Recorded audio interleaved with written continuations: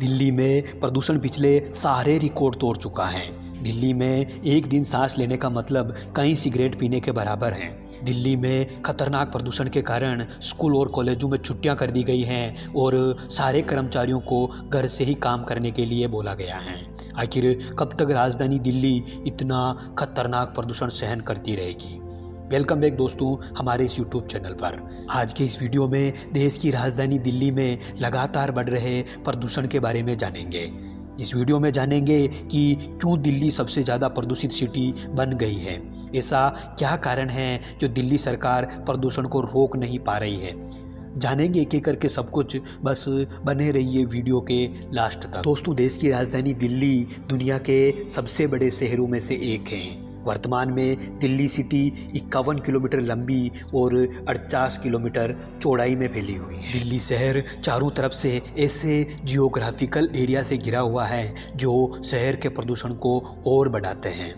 दिल्ली शहर के पूर्व में गाजियाबाद, नोएडा और ग्रेटर नोएडा हैं।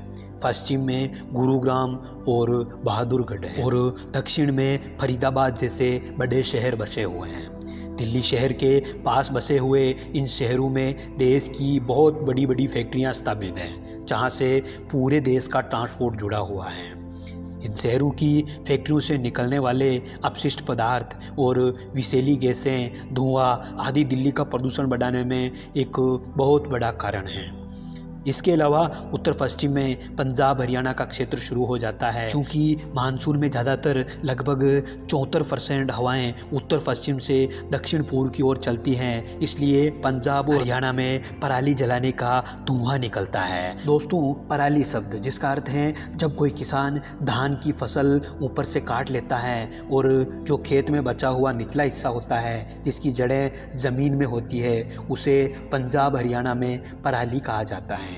किसान फसल काटने के बाद अपने खेत को खाली करना चाहता है ताकि अगली फसल की बुआई कर सके, इसलिए वह पराली को जला देता है और पराली के जलने से बहुत धुआं फैलता है और यही धुआं चलकर दिल्ली शहर तक पहुंच जाता है। जैसा कि आप जानते हैं कि पंजाब और हरियाणा में देश में सबसे ज़्यादा धान की खेती की जाती है, इसलिए यहाँ जो पराली जलाई जाती है उसका धुआं दिल्ली शहर तक फैल जाता है। एक रिपोर्ट के अनुसार दिल्ली के वायु प्रदूषण में 9% प्रदूषण तो पराली जलाने के कारण बढ़ता है। यही नहीं, दिल्ली में वर्तमान में परिवहन निगम द्वारा मेट्रो और लगभग 8000 बसें चला रखी हैं, जिनमें से मात्र 1800 बसें ही इलेक्ट्रिक हैं। इसके अलावा 12 लाख से ज़्यादा दिल्ली शहर में ऐसी गाड़ियां हैं जिनमें बाइक, ट्रेलर, पिकअप, बसें, ट्रेनें, जिनसे दिन रात वायु प्रदूषण बढ़ रहा है। और प्रदूषण बढ़ाने में पटाखों को भी महत्वपूर्ण कारण माना जाता है। इन्हीं कारणों से दिल्ली शहर बार बार बहुत ज़्यादा प्रदूषण से घिर जाता है, खासतौर से सर्दियों में सबसे ज़्यादा, क्योंकि ठंड के मौसम में धूल का प्रकोप बढ़ जाता है और दिल्ली शहर के चारों तरफ प्रदूषण होने के कारण प्रदूषण सिटी से बाहर निकल ही नहीं पाता है। इसीलिए AQI का मान लगातार बढ़ता जाता है। दोस्तों, वायु प्रदूषण मापने के लिए सामान्यतः AQI यानी कि एयर क्वालिटी इंडेक्स का इस्तेमाल किया जाता है, जो एक थर्मामीटर की तरह काम करता है और हवा की क्वालिटी बताता है।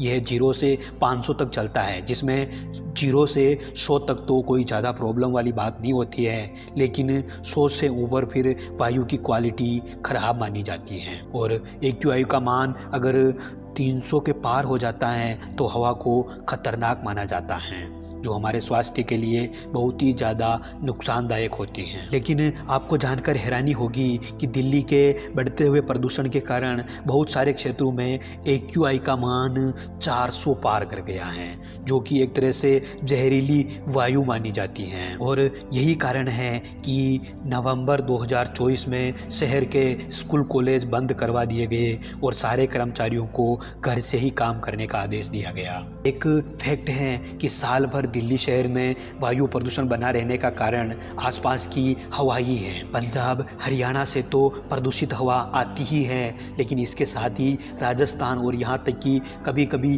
पाकिस्तान और अफगानिस्तान देश के कई सारे क्षेत्रों की धूल और मिट्टी भी दिल्ली और आसपास के क्षेत्रों में पहुँच जाती हैं। चलिए दोस्तों, अब हम जानते हैं कि दिल्ली के इस बढ़ते हुए वायु प्रदूषण से सभी पर क्या प्रभाव पड़ता है।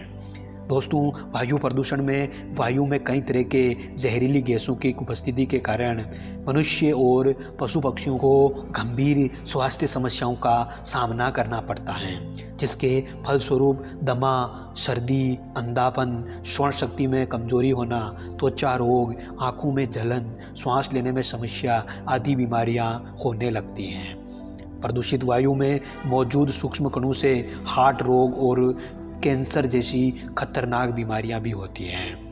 यही नहीं, WHO की एक रिपोर्ट के अनुसार सांस की बीमारियां और अस्थमा से होने वाली मौतों के मामले में भारत दुनिया में सबसे आगे है। अब हम बात करते हैं कि दिल्ली में वायु प्रदूषण को कम कैसे किया जा सकता है। दिल्ली सरकार क्या क्या कदम उठा रही है। दोस्तों, वायु प्रदूषण को रोकने के लिए बढ़ती हुई जनसंख्या को कंट्रोल करना जरूरी है, जिससे खाद्य पदार्थों और रहने के लिए आवासों के लिए पेड़ों व वनों को काटना नहीं पड़े। कम जनसंख्या से शहर में वाहनों का धुआं भी कम हो जाएगा और शहर में इतनी भीड़ भाड़ भी नहीं रहेगी, तो ट्रैफिक भी कम लगने लगेगा। वायु प्रदूषण को कम करने के लिए लोगों को जागरूक भी करना पड़ेगा। दिल्ली शहर में फैक्ट्रीज को जितना ज़्यादा हो सके उतना दूर स्थापित किया जाना चाहिए और उनकी चमनियों की ऊंचाई और बढ़ानी चाहिए। ज़्यादातर सार्वजनिक वाहनों का इस्तेमाल करने का नियम बनाना चाहिए, जिससे वाहनों के धुएं को कम किया जा सके। दोस्तों, दिल्ली सरकार की ओर से वायु प्रदूषण को रोकने और वायु की गुणवत्ता को सुनिश्चित करने के लिए दिल्ली NCR और विभिन्न क्षेत्रों का दौरा करने के लिए सेंट्रल पोल्यूशन कंट्रोल बोर्ड यानी कि CPCB की 50 से ज़्यादा टीमें तैयार की गई हैं। दिल्ली सरकार ने वैसे तो छोटी छोटी बहुत सारी नीतियां प्रदूषण की रोकथाम के लिए बना रखी हैं। इसके अलावा दिल्ली सरकार ने हाल ही में एक बड़े स्तर पर प्रदूषण विरोध अभियान शुरू किया है, जिसका नाम है युद्ध प्रदूषण के विरुद्ध। इस अभियान का उद्देश्य पेड़ों के प्रत्यारोपण को बढ़ावा देना, इलेक्ट्रिक वाहनों को बढ़ावा देना, पराली को जलाने से रोकना और दिल्ली के कनॉट पैलेस में स्मोक टावर का निर्माण करना आदि हैं। दोस्तों, स्मोक टावर एक ऐसा मेगा एयर प्यूरीफायर होता है जो वायु में उपस्थित प्रदूषकों को सोख लेता है और स्वच्छ वायु छोड़ता है। वैसे दिल्ली सरकार को सर्वोच्च न्यायालय ने 2019 में ही इसका आदेश दे दिया था, लेकिन यह अब लगाया। एयर प्यूरीफायर हमारे देश में पहली बार लगे, लेकिन दुनिया में ऐसे बहुत सारी जगह लगे हुए हैं। दुनिया का सबसे बड़ा एयर प्यूरीफायरिंग टावर चाइना के शियान शहर में है। इसके अलावा नीदरलैंड, दक्षिण कोरिया और पोलैंड के बहुत सारे शहरों में भी स्मोक टावर लगे हुए हैं, तभी तो इन शहरों की हवा इतनी साफ रहती है। दोस्तों, आज दिल्ली दुनिया के सबसे ज़्यादा प्रदूषित शहरों में से एक है, इसलिए दिल्ली सरकार और वहाँ के निवासियों को प्रदूषण के खिलाफ और ज़्यादा कदम उठाने पड़ेंगे और सरकार की बनी हुई नीतियों को सभी को अनिवार्य रूप से मनवाना पड़ेगा। यह अभियान चलाना पड़ेगा। सभी के एक साथ कदम उठाने से ही देश की राजधानी को प्रदूषण से मुक्त किया जा सकता है। दोस्तों, आपके हिसाब से दिल्ली में प्रदूषण रोकने के लिए क्या नीतियां बननी चाहिए, हमें कमेंट करके ज़रूर बताइएगा। इस वीडियो में बस इतना ही। उम्मीद है ये वीडियो आपको बहुत पसंद आया होगा। चलिए मिलते हैं एक और नए टॉपिक के साथ। अगर आप चैनल पर नए हैं तो चैनल को सब्सक्राइब ज़रूर कर दीजिएगा ताकि कोई भी वीडियो मिस ना हो।